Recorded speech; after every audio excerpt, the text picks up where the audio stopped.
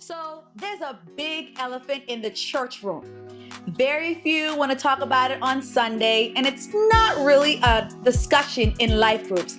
That big elephant is, I love God, I'm horny, but what am I supposed to do now? Here are a few suggestions.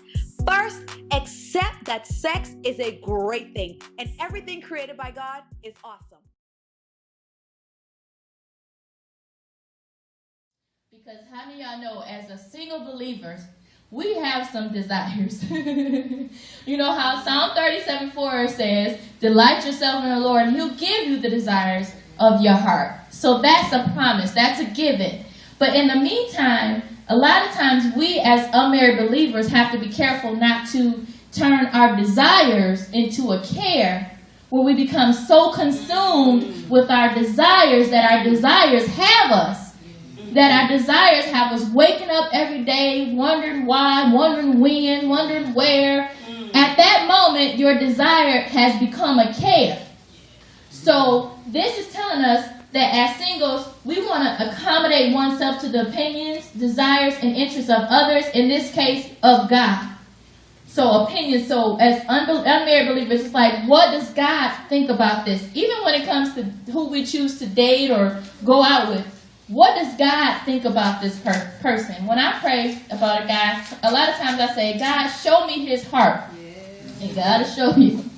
And it also says desires.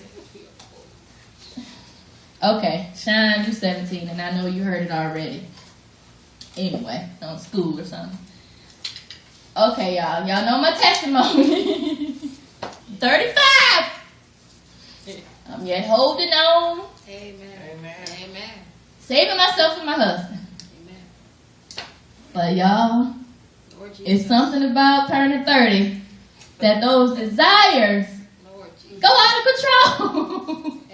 and you know, I think even like scientifically they say when you're 30, for women, you know, it's like in the 30s period, 40 time, it switches. As far as the hormones, you hear me, Erica? The hormones. And with men, it's kind of like the teen, though. Yeah, we're going to pray for you, too. The teens, that's when their hormones is crazy. So it's like, there's a myth. I always call it a lie from the pit of hell. Just because you ain't had none don't mean you don't desire it. Because I believe that God created us as sexual beings. Which is a good thing because it's good because He made it. And everything that God makes is good. You know the feeling when your special someone looks at you with intent and desire? Your natural instinct starts to kick in. You now have one thing in mind: sex.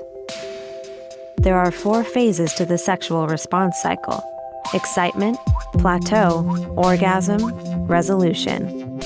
Excitement. In this initial stage of arousal, serotonin is released. It's a neurotransmitter that is thought to cause you to feel happy. When you get excited or aroused, your pupils dilate, a sign your autonomic nervous system is working at increasing levels. Adrenaline is released. The heart rate starts accelerating. Blood rushes to the genitals. A woman's clitoris and labia minora swell, and a man's penis becomes erect. Men experience a tightening of the scrotum, swelling of the testicles, and the discharge of liquid meant to lubricate. Women also begin lubrication. Dopamine is released, increasing your sexual desire. Everything you experience intensifies. You will now have reached plateau. Continuing from initial excitement, your heart rate, breathing, muscle tension, and blood pressure increase. Norepinephrine is released during stimulation, making your special areas more sensitive. Muscles in the feet, face, and hands may begin to spasm. Orgasm. The pelvic muscles contract. A woman's uterus and the base of a man's penis experience rhythmic contractions. The heavy amount of nerve and muscle tension that was built up releases everything involuntarily at once, in the form of intense pleasurable waves. Males ejaculate their semen. Females can experience ejaculation as well. Your oxytocin level, or the love hormone, peaks at orgasm.